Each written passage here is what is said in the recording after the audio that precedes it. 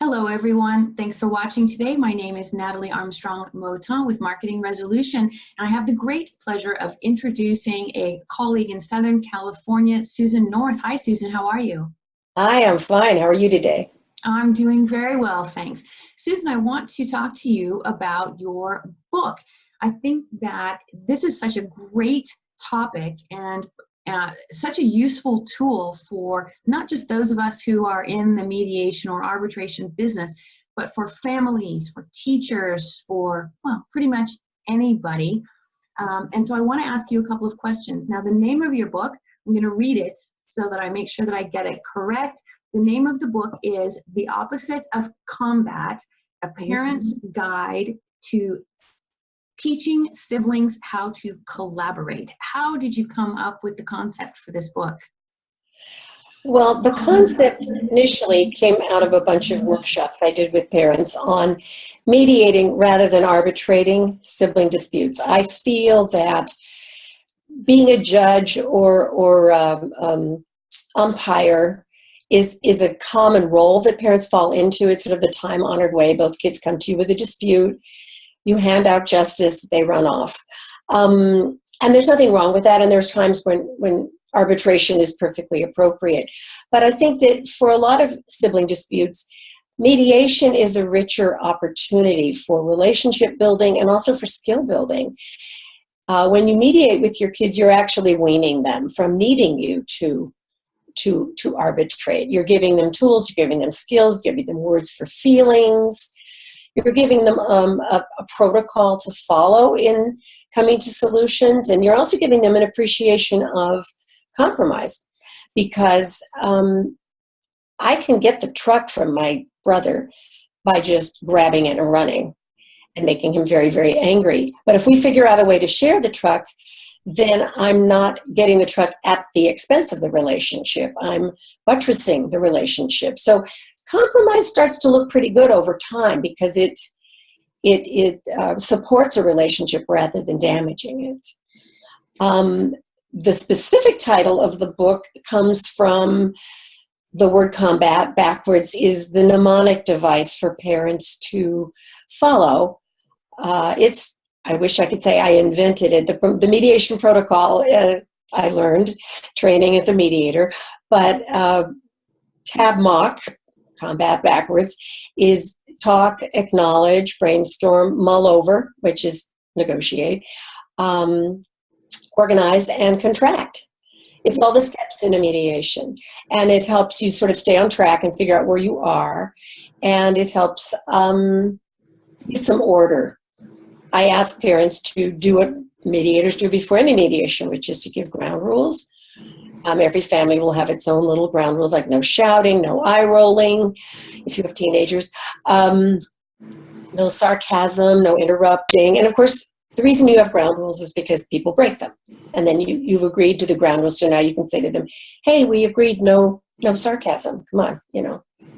Right. Okay. So the book, and it's available on Amazon, and of course we'll link that down below in the description bar so that people can go find it. So would you define this book as a self-help book, or do you need some guidance as you're going through the book?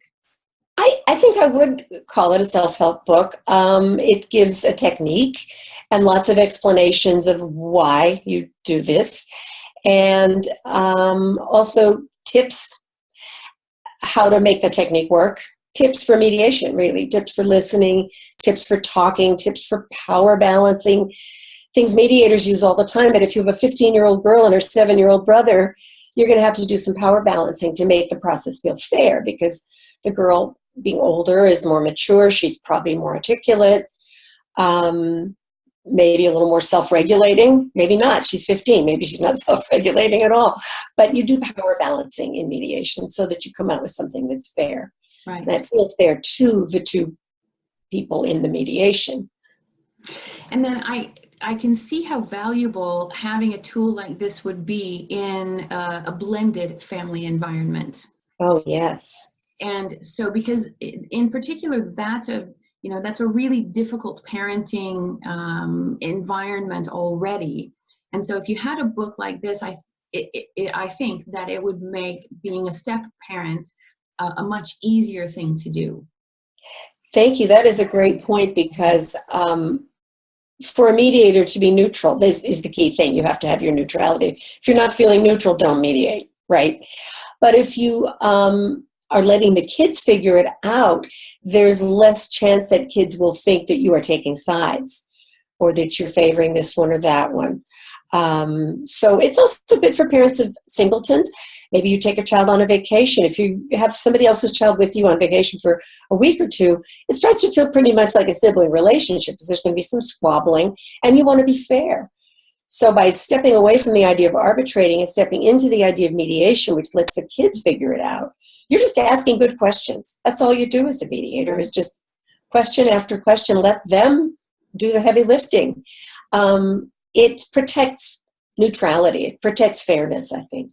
Okay. So now the title of the book is about parenting and siblings, but based on your description, I can imagine that this is a book that would be useful for coaches, for teachers, for Sunday school, teachers, or, I mean, I can just imagine that this is applicable for any human that deals with young people, essentially. It doesn't have to be a parent.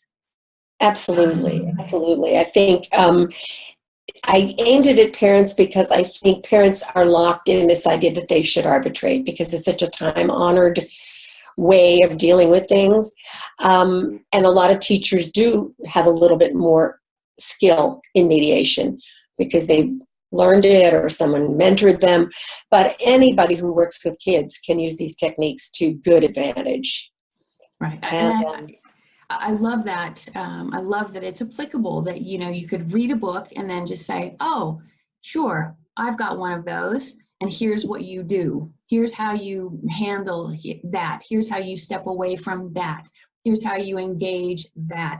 And that the techniques that you're offering in your book are a way for us to remember that we are not raising children, but we're raising humans that will eventually have to be self-sustaining adults.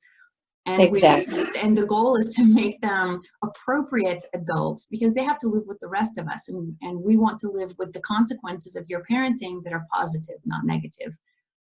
Right. A famous local child development person, Ruth Bigelow, she's well known here in Los Angeles for her work with children. She said that siblinghood is a workshop for intimacy.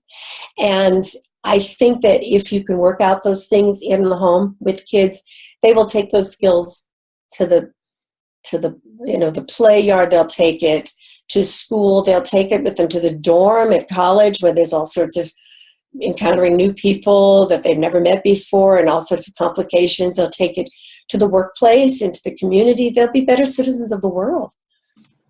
That is, what a fantastic sentiment that is. And I think that that's a great place for me to say thank you so much for sharing with us the premise of the book.